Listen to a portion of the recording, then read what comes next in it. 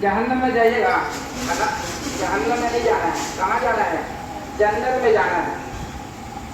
ہر ایمان والا وہ اس بات کا شوقین ہے کہ مجھے جنت میں جانا ہے، مجھے جنتی بننا ہے، اور جہنم میں کوئی جانا نہیں چاہتا۔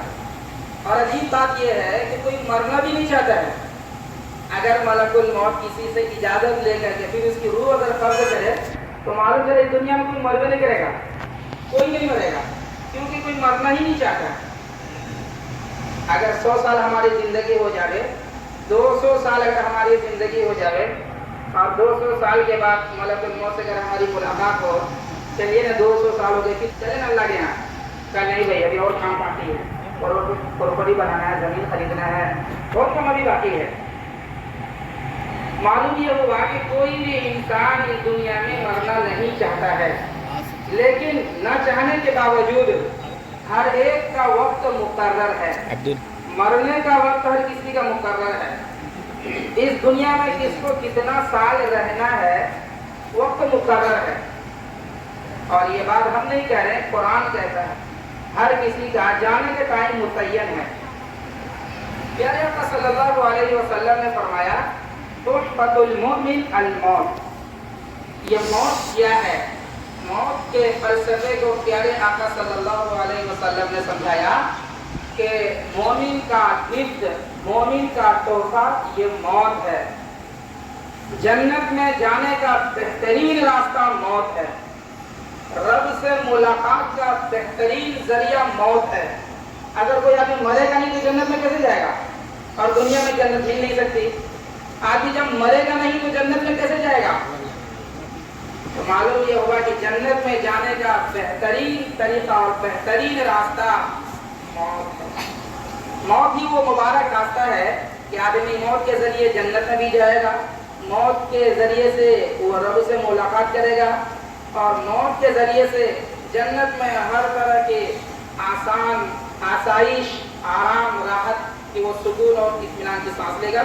یہ سب کچھ موت کے راستے سے ہوا ہے۔ بہت مختصر وقت کے لیے ہمیں اور آپ کو اس دنیا کے اندر بھیجا گیا۔ کتنا مختصر؟ اس کو اس حساب سے سمجھیے، عشاء کی اذان ہوتی ہے یا کوئی بھی وقت کی، ظہر کی، عصر کی، مغرب کی، فجر کی اذان ہوتی ہے۔ اذان، اس کے بعد جماعت کھڑی ہوتی ہے۔ اذان اور جماعت کے بیچ جتنا فاصلہ ہے، جتنا وقت گیپنگ ہے، بس یہی گیپنگ ہمیں اور آپ کو دیا گیا ہے۔ آپ نے دنیا میں دیکھا کہ ایک ایسی اذان ہے جس کے پاس جماعت نہیں۔ ہر اذان کے بعد جماعت ہوتی ہے نا بھائی، ظہر کی اذان ہوتی ہے تو جماعت ہوتی ہے، مغرب کی اذان ہوگی تھوڑی دیر کے بعد جماعت کھڑی ہونے والی ہے، ظہر کی اذان ہوگی تھوڑی دیر کے بعد جماعت کھڑی ہونے والی ہے۔ لیکن ایک ایسی اذان ہے جس کے بعد جماعت نہیں ہے، اور ایک ایسی جماعت ہے جس سے پہلے اذان نہیں ہے۔ جب ہم ماں کے پیٹ سے نکلے تھے، دنیا میں نمودار ہوئے، کسی نے میرے کان میں اذان دی تھی، ایک کان میں اذان دی تھی اور دوسرے کان میں اقامت کہی تھی، اور تجھے بتا دیا تھا بیٹا تمہارے جماعت کھڑی ہونے والی ہے۔ اذان بھی ہو گئی ہے، اقامت بھی کہہ دی گئی ہے۔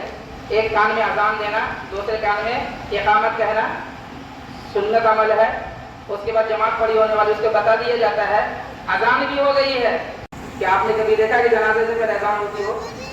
کیا آپ نے کبھی دیکھا کہ جنازے سے پہلے اقامت کہی جاتی ہو؟ جنازے کی ایک ایسی نماز ہے جس کا کوئی اذان نہیں، جس کی کوئی اقامت نہیں۔ اور جب ہم پیدا ہوئے تھے اس کے بعد ایک اذان اور اقامت کہی گئی تھی، بس اتنا ہی مجھے اور آپ کو وقت دیا گیا تھا، اتنا ہی زندگی میرے اور آپ کے پاس ہے۔ اسی زندگی کا مجھے اور آپ کو اللہ کا یہاں حساب دینا ہے۔ اب اس کی روشنی میں کچھ بات میں عرض کرنا چاہتا ہوں۔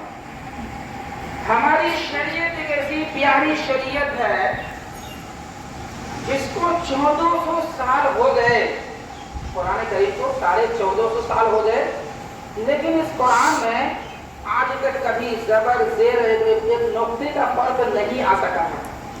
آیا ہے نبی کے زمانے میں یہ قرآن جیسے تھا، صحابہ کے زمانے میں، تابعین کے زمانے میں، تابع تابعین کے زمانے میں، ہمارا اور آپ کے زمانے میں اسی طرح قرآن جیسے نبی کے زمانے میں تھا۔ لیکن اس 1400 سال میں دشمنان اسلام نے اس قرآن کو مٹانے کی، ختم کرنے کی ناپاک نہ جانے کتنی سازشیں کی۔ قرآن کو مٹانے والے خود مٹ گئے، اسلام کو مٹانے والے خود مٹ گئے، اور وہ کہاں ہے اس کا کوئی اتا پتہ بھی نہیں ہے، لیکن یہ قرآن آج بھی اسی طرح سے موجود ہے۔ باقی آسمانی جتنی کتابیں ہیں سب میں لوگوں نے رد و بدل کر ڈالا، تورات، انجیل، زبور، صحیفے، لوگوں نے اپنے اپنے زمانے کے حساب سے اس میں خوب رد و بدل کے کم دبا کے کوئی ایسی کتاب جس میں رد و بدل نہیں ہوئی ہے وہ قرآن کریم ہے۔ تو جب یہ قرآن ایک ایسی کتاب ہے جس میں رد و بدل نہیں ہوئی تو ہمیں اور آپ کو بہت زیادہ نہ پڑھنا چاہیے بھائی۔ اور یہ کتاب وہ ہے، پیارے آقا نے فرمایا اس کا دیکھنا ثواب ہے، اس کا چھونا ثواب ہے، اس کا پڑھنا ثواب ہے، اس کا سنانا ثواب ہے۔ کسی کے پیچھے اگر سنتا ہے تو وہ ثواب کماتا ہے، لیکن قرآن جس طرح سے ہے اس کو اسی طرح سے رہنے دو بھائی، جیسے اس کو پڑھنا چاہیے اسی طرح سے پڑھنا چاہیے۔ اور فرمایا اس قرآن کے پڑھنے میں جانتے کیا ملے گا؟ ایک حرف پر 10 نیکیاں ملتی ہیں، ایک حرف پر 10 نیکی۔ اگر کوئی آپ قرآن، آپ لوگوں نے ماشاءاللہ قرآن کریم کی تلاوت کی، تو قرآن کریم میں ہم لوگوں نے جو بارے میں تلاوت کی ہے سوچ لیجئے کتنے حرف ہے، کتنے حرف کی میں نے تلاوت کی۔ الحمدللہ رب العالمین، یہ ایک حرف نہیں ہے، الف لام میم ایک حرف نہیں ہے، الف الگ حرف ہے، لام الگ حرف ہے، میم الگ حرف ہے، اور الف پر 10 نیکی، لام پر 10 نیکی، میم پر 10 نیکی۔ اگر کوئی الف لام میم بولتا ہے گویا کہ اس کے نام اعمال میں 30 نیکیاں لکھی جاتی ہیں۔ اب سوچ لیجیے ہم نے کتنے حروف کی تلاوت کی ہے، کتنی نیکیوں کو ہم نے بٹور لیا ہے۔ قرآن کریم کے پڑھنے کے کچھ حقوق ہیں، کچھ آداب ہیں جی۔ یہ ایسی کتاب نہیں ہے کہ الگ تب جیسے چاہو پڑھتے رہو۔ جو انگلش کے ماہرین ہیں، اگر آپ لوگ کہتے ہیں کہ اگر انگلش کا گرامر کا اگر آپ ماہر نہ ہو تو اچھا انگلش آپ پڑھ بھی نہیں سکتے ہیں اور اچھا انگلش آپ بول بھی نہیں سکتے ہیں۔ دنیا میں انسان اتنا چالاک ہے، اچھا انگلش بولنے کے لیے اور اچھا انگلش سمجھنے کے لیے انگلش گرامر کا جاننا ضروری ہے، تب جا کر کے آپ کو انگلش پر مہارت حاصل ہو سکتی ہے۔ کیونکہ جو قرآن ایسی کتاب ہے جیسے چاہو پڑھ لو، جیسے چاہو اس کو سمجھ لو، ہر کوئی اس کو سمجھ لے گا نہیں۔ جیسے انگلش آدمی پڑھتا ہے اس کا کوئی ٹرانسلیٹ کرتا ہے، یہ تو ہر زبان میں ایسا ہوتا ہے، عربی میں بھی ایسا ہی ہوتا ہے جی۔ انگلش میں اگر ایک حرف بدل جائے اس کا میننگ بدلے گا کہ نہیں بدلے گا؟ بتائیے آپ لوگ۔ انگلش اگر کوئی آپ کو بولتا ہے، انگلش میں اگر کوئی حرف لیٹر بدل جائے، لیٹر کے بدلنے سے اس کا میننگ بدل جاتا ہے، تو کیا قرآن میں حرف بدلنے سے ترجمہ نہیں بدلے گا؟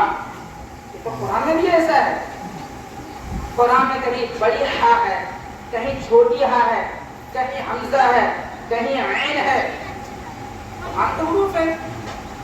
تو قرآن میں بھی اگر آدمی ہر ایک حرف کی جگہ دوسرا حرف اگر بدلے گا، پڑھے گا، اس کا ترجمہ کہیں سے کہیں جا چکا ہوگا۔ میں آپ کو ایک مثال دوں، آپ لوگ ہر آدمی نماز میں پڑھتے ہیں الحمدللہ رب العالمین، الحم میں بڑی ہا ہے، رب العالمین میں عین ہے۔ ایک آدمی تلاوت کرتا ہے الحمدللہ رب العالمین، کسی بھی قرآن کے ترجمے کو آپ اٹھا کر کے دیکھیے، کسی بھی مولانا سے آپ پوچھ لیجیے، کسی بھی مفتی سے آپ پوچھیے کہ حضرت اس کا ترجمہ کیا ہوگا، تو ہر آدمی آپ کو یہی کہے گا اس کا ترجمہ یہ ہے تمام تعریف اس اللہ کے لیے ہے جو تمام جہانوں کا پالنہار ہے۔ ایک دم صحیح ہے، پڑھنا بھی صحیح ہے، ترجمہ ماشاءاللہ شاندار ہے۔ ایک آدمی پڑھتا ہے الحمدللہ رب العالمین، بڑی ہاں کی جگہ چھوٹی ہاں پڑھتا ہے، الحم چھوٹی ہاں پڑھتا ہے، رب العالمین کی جگہ وہ حمزہ پڑھتا ہے، عین نہیں پڑھتا ہے۔